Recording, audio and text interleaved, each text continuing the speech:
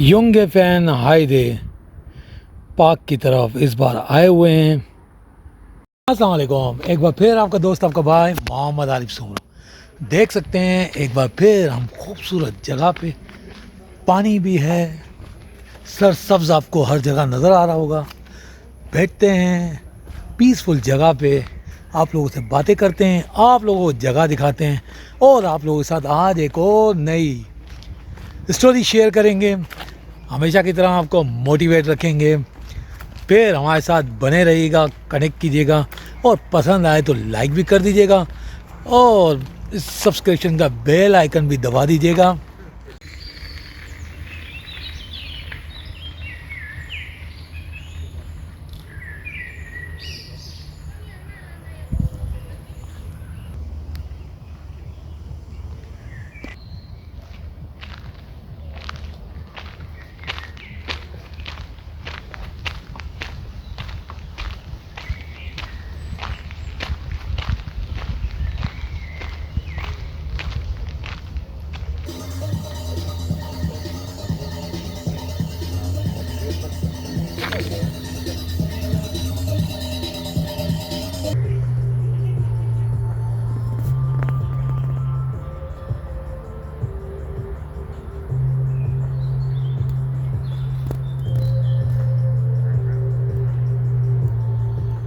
देख सकते हैं सूरज की रोशनी से समा कितना खूबसूरत हो रहा है। हर तरफ रोशनी बिखरी हुई है, कितना प्यारा सा नज़ारा है। देख सकते हैं कितना प्यारा नज़ारा। और आज जो कहानी मैं आप लोगों के साथ शेयर करने जा रहा हूँ, लास्ट टाइम आपने ज़रूर सुना होगा कि विनर्स कैन नॉट क्विट और क्विटर्स कैन नॉट विन। पहला उसूल हमने डिस्क्राइब किया था।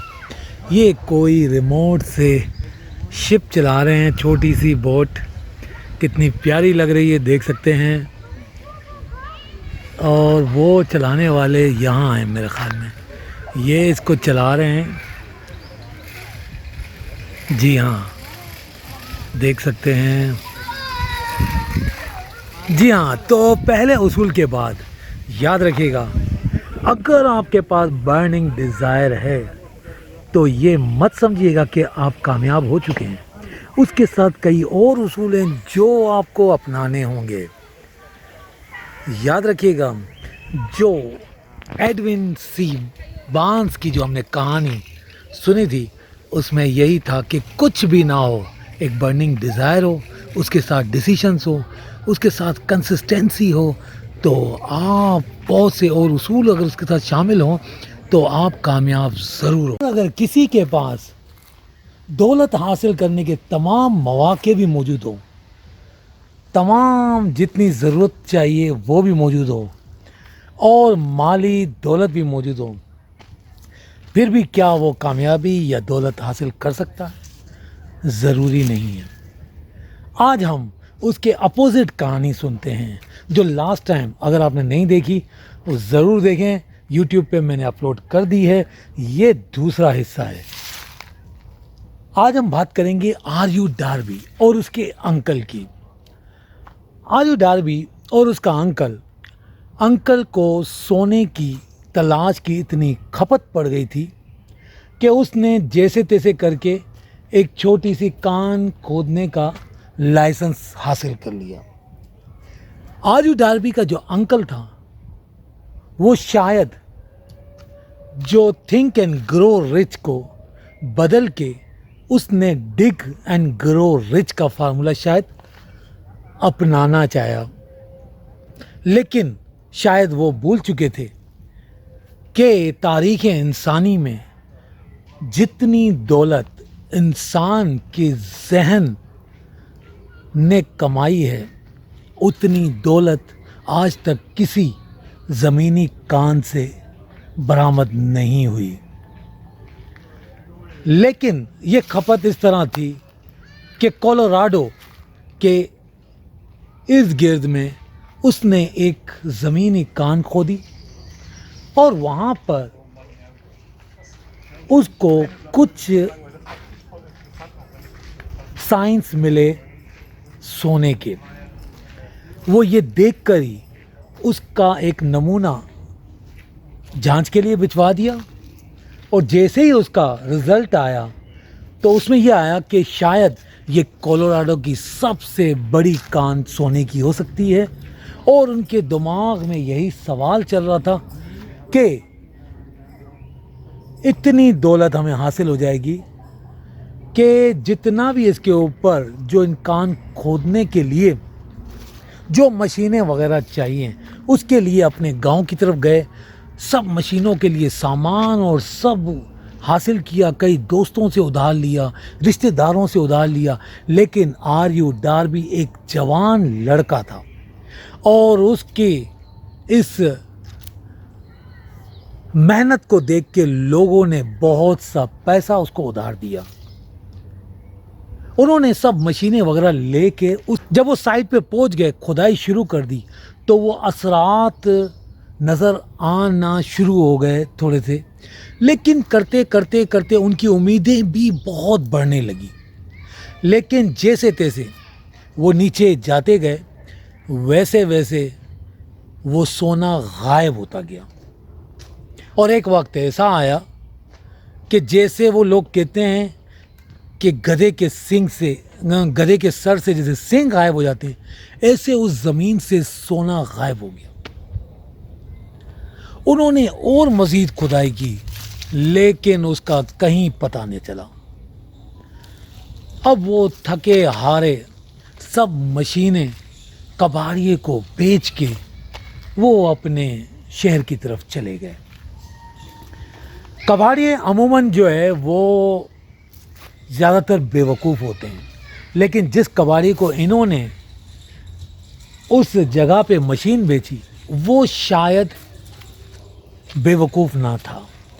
उसने क्विट करने के बजाय, उसने वहाँ से मशीन उठाने के बजाय, कबाड़ी ने क्विट करने के पहले एक एक्सपर्ट को, इंजीनियर को बुलाया और उससे कहा कि जांच करे कि क्या यहाँ पे सोने के कुछ मौके हो सकते हैं।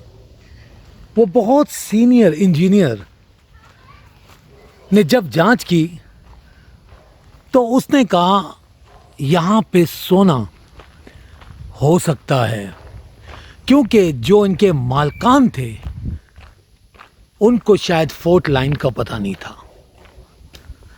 और यहाँ से जहाँ तक मेरा दिमाग काम कर रहा है, सिर्फ यहाँ से 3 फीट की अगर मज़ीद खुदाई की जाए तो सोने के असरात ज़ाहिर हो सकते हैं। और उस कबाड़ी ने रिस्क लेके क्विट नहीं किया, उसने रिस्क लेके उसको खुदाई की और वो कबाड़ी देखते ही देखते बिलीनियर बन गया। कोलोराडो की सबसे बड़ी कान को दरियाफ्त कर लिया। और वहाँ पे आर.यू. डार्बी, उनके हाथ में मायूसी के अलावा कुछ ना आया। शायद उन्होंने आखिरी में क्विट कर दिया था। वो कहते हैं जब नाकामी के करीब, नाकामी एक ऐसा छलवा है, एक ऐसा झांसा है कि वो बिल्कुल आखिर में कामयाबी से जो हम किनार होना चाहते हैं उसको आखिर में उसकी रूह तक निचोड़ देते हैं। हो सकता है कि उसके बिल्कुल करीब कामयाबी वो हमेशा उस दिमाग में रही आर.यू. डार्बी के कि मैं वो शख्स हूँ जो 3 फीट की दूरी पे मैंने क्विट कर लिया था। उसने सोना तो ना पा सका, लेकिन सोने जैसा उसूल जो उसने दरियाफ्त किया ये कि क्विट नहीं करना चाहिए, वो उसूल उसको आगे ज़िंदगी में बहुत काम आया। आर.यू. डार्बी फिर एक इंश्योरेंस कंपनी में काम किया और वहाँ पे मिलीनियर बन गया। पहले तो उसने कई साल जो लोगों के पैसे उधार लिए हुए थे, जिन्होंने इसको देख के दिए थे, कई साल लग गए लौटाने में। जिस तरह से मैंने आपको कहा कि नेवर क्विट, क्योंकि क्विटर नेवर विन और विनर नेवर क्विट। इसी लिहाज से मैंने आपको जो स्टोरी आपसे शेयर की है वो ज़रूर आपके दिमाग की वो चेंजेस होंगी जो आप ज़रूर किसी ना किसी के साथ ज़रूर शेयर भी कर सकते हैं। और अगर वीडियो पसंद आई तो ज़रूर लाइक का बटन दबाइएगा और साथ साथ बेल आइकन प्रेस कीजिएगा। मिलते हैं फिर एक अगली जगह पे खूबसूरत इंफॉर्मेशन के साथ और खूबसूरत इंफॉर्मेशन और खूबसूरत स्टोरी के साथ। जब तक के लिए अपने दोस्त अपने भाई को अपनी दुआओं में याद रखिएगा। अल्लाह हाफ़िज़।